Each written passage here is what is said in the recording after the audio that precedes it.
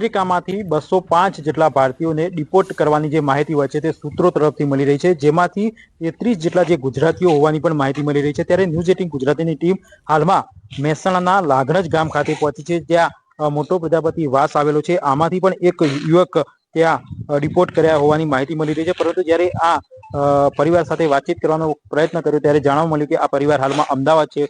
તેમનો જે દીકરો હોય છે તે 1 મહિના અગાઉ અમેરિકા જવા નીકળ્યો હતો। તેમની 21 જાન્યુઆરીએ છેલ્લી વાતચીત થઈ હતી, ત્યારબાદ કોઈ વાતચીત થઈ નથી। પરિવારને પણ હજુ સુધી આ મામલે કંઈ પણ ખબર નથી કે એવું જાણતા નથી કે તેમની જે દીકરો છે તે શું કરી રહ્યો છે કે ક્યાં છે, પરંતુ હાલમાં સૂત્રો તરફથી માહિતી મળી રહી છે તેના પ્રમાણે તેમને ડિપોર્ટ કરવાની માહિતી હોય છે। ત્યારે હજુ સુધી આ મામલે કોઈ પણ સ્પષ્ટતા થઈ નથી કે પરિવાર પણ આ મામલે કંઈ પણ કહેવા તૈયાર નથી। ત્યારે જોવાનું રહી કે આગામી દિવસોમાં જ્યારે સરકાર દ્વારા ઓફિશિયલ રીતે જાહેરાત કરવામાં આવશે ત્યારે આ જે છોકરો હોય છે તેનું નામ નીકળે છે કે યુવાનું નામ નીકળે છે કે નથી નીકળતું।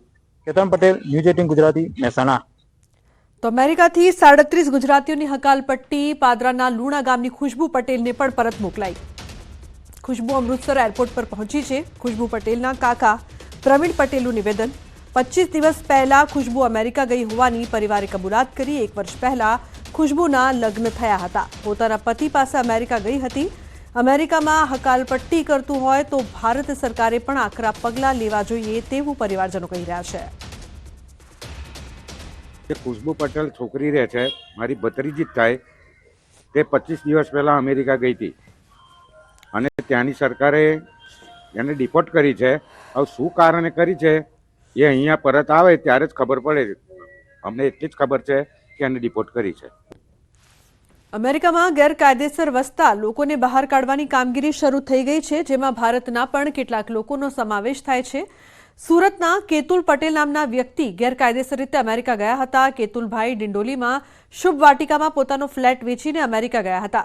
કેતુલભાઈએ વિદેશ જવાનું કહીને ફ્લેટનું વેચાણ કર્યું છે। ગેરકાયદેસર રીતે કેતુલ પટેલ અમેરિકામાં રહેતા હતા। ફ્લેટ ખરીદનાર વ્યક્તિએ કહ્યું કે કેતુલભાઈ સ્વભાવે ખૂબ સારા હતા, તેઓ પરિવાર સાથે આ ફ્લેટમાં રહેતા હતા। પ્રફુલભાઈ પટેલે 1 વર્ષ પહેલા આ મકાન કેતુલ પટેલ પાસેથી ખરીદ્યું હતું। દલાલ મારફતે પ્રફુલભાઈનો કેતુલભાઈ સાથે સંપર્ક થયો હતો। કેતુલભાઈ અહીંયા રહેતા હતા, મારા વેચાયા પછી અહીંયાથી નીકળી ગયા હતા। મેં એમની જોડે વેચાણથી લીધેલું છે મકાન।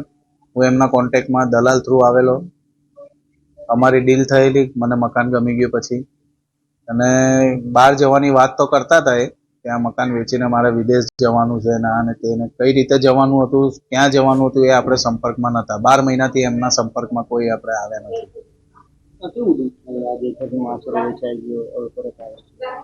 ઘણું દુઃખ થાય છે કે આવા પગલા ભરતા પહેલા ઘણી વખત વિચાર કરવો પડે છે કે તમે ગેરકાયદેસર જાઓ છો ત્યારે તમારે બધું જ મુશ્કેલ હોય છે, કે એવું ફરજિયાત નથી કે તમે ત્યાં સ્થાયી થઈ જ જશો। પરિવારમાં કોણ કોણ હતું?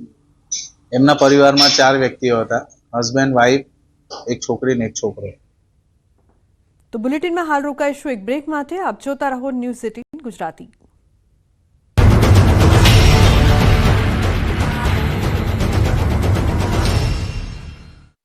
એરટેલ રાજકોટ મહાનગરપાલિકાએ હવે ગ્રીનલેન્ડ ચોકડી પાસે મિશન સફાયો શરૂ કર્યો। રાજકોટના મોરબી રોડ પર થયેલા દબાણો કલેક્ટર તંત્ર દ્વારા દૂર કરવામાં આવ્યા।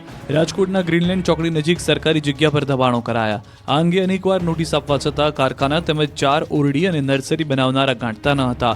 અંતે તંત્ર સવારથી જેસીબી લઈને પહોંચી ગયું હતું। સરકારી જમીન પર ખડકી દેવાયેલા દબાણો પર જેસીબી ચલાવી જમીન ખાલી કરાવી। તમામ દબાણ કલેક્ટર તંત્ર દ્વારા દૂર કરવામાં આવ્યા। કારખાના તેમજ 4 ઓરડી અને નર્સરી હટાવતા અંદાજિત 40 કરોડ રૂપિયાની જમીન ખુલ્લી કરવામાં આવી। દ્વારકા તાલુકામાં ગત 11 જાન્યુઆરીથી શરૂ થયેલા ઓપરેશન ડિમોલિશનની કામગીરી આજે ફરી વેગવંતી બની છે। પ્રાંત અધિકારી અમોલ આવટે અને જિલ્લા પોલીસ વડા નિતેશ પાંડ્યના નેતૃત્વમાં અગાઉ 7 દિવસમાં મોટી કામગીરી હાથ ધરવામાં આવી હતી। આ કામગીરી દરમિયાન 384 રહેણાંક, 13 અન્ય અને 9 કમર્શિયલ મળી કુલ 406 દબાણો દૂર કરવામાં આવ્યા હતા। આ દબાણો હટાવવાથી 1.25 લાખ ચોરસ મીટર જમીન મુક્ત થઈ હતી, જેની કિંમત રૂપિયા 63 કરોડ આંકવામાં આવી છે। આ દરમિયાન કેટલાક દબાણકર્તાઓએ કોર્ટમાં અરજી દાખલ કરી હતી। કોર્ટે વચગાળાનો સ્ટે આદેશ આપ્યો હતો। જોકે સુનાવણી બાદ કોર્ટે તંત્રની તરફેણમાં ચુકાદો આપતા વહીવટી તંત્રએ આજે બપોર બાદ બેટ બાલાપુર વિસ્તારમાં ફરી એકવાર બુલડોઝર ફેરવવાની કામગીરી શરૂ કરી। લાલ મરચાનું વાવેતર કરતા ખેડૂતોની જાણે માઠી બેઠી છે। લાલ મરચાએ ખેડૂતોને ફરી રડાવ્યા। ભાવની તીખાશ ગાયબ થઈ જતા ખેડૂતોની મુશ્કેલીમાં વધારો થયો, કારણ કે છેલ્લા 5 વર્ષની સરખામણીએ લાલ મરચાના આ વર્ષે સૌથી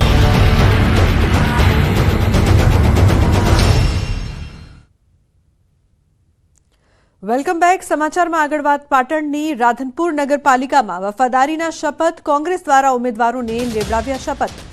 ધર્મના નામે ઉમેદવારોને લેવડાવ્યા શપથ. પક્ષ સાથે વફાદારી રાખવા માટે શપથ લેવામાં આવ્યા છે. વોર્ડની આખી પેનલ માટે મહેનત કરવા શપથ લેવડાવ્યા. તો કોંગ્રેસ નેતા જગદીશ ઠાકોરની હાજરીમાં શપથ. રઘુ દેસાઈ જિલ્લા પ્રમુખની હાજરીમાં શપથ.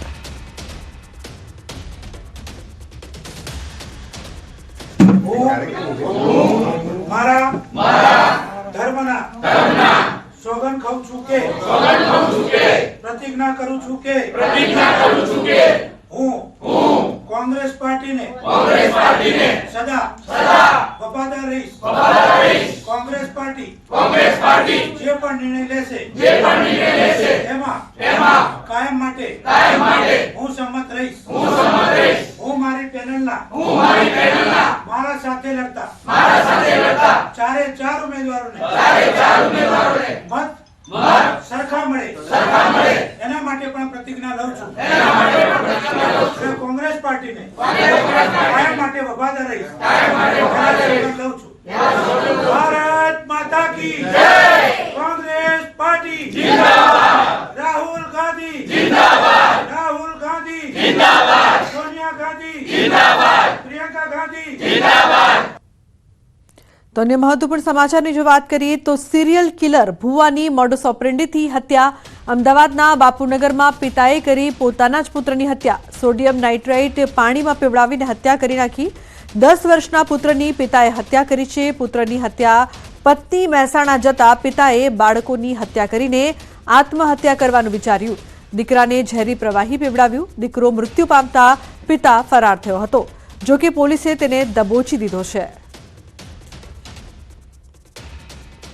તો મોરબીના વવાણિયા ગામે થયેલી હત્યાના આરોપીઓ ઝડપાયા છે. મોરબી પોલીસે આરોપી અસલમ મોવર અને જાવેદ ઉર્ફે જાવલો જેડા વિરુદ્ધ બીએનએસની કલમ 103 હેઠળ હત્યાનો ગુનો નોંધી કાયદેસરની કાર્યવાહી હાથ ધરી છે.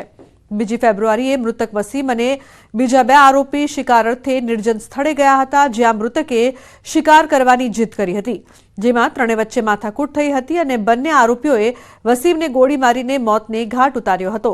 વસીમને ગોળી વાગતા બંને આરોપીઓએ મિત્રના આકસ્મિક મોતનું જુઠ્ઠાણું ચલાવ્યું હતું કે મૃતક યુવકનું બાઇક સ્લીપ થઈ જતા બંદૂકમાંથી ફાયરિંગ થયું, જેના કારણે મોત થયું હતું. પરંતુ આરોપીઓની વાતનો વિશ્વાસ ન આવતા મૃતકના પિતાએ ફરિયાદ નોંધાવી હતી. પોલીસે ફરિયાદના આધારે તપાસ કરતા સમગ્ર મામલો બહાર આવ્યો હતો.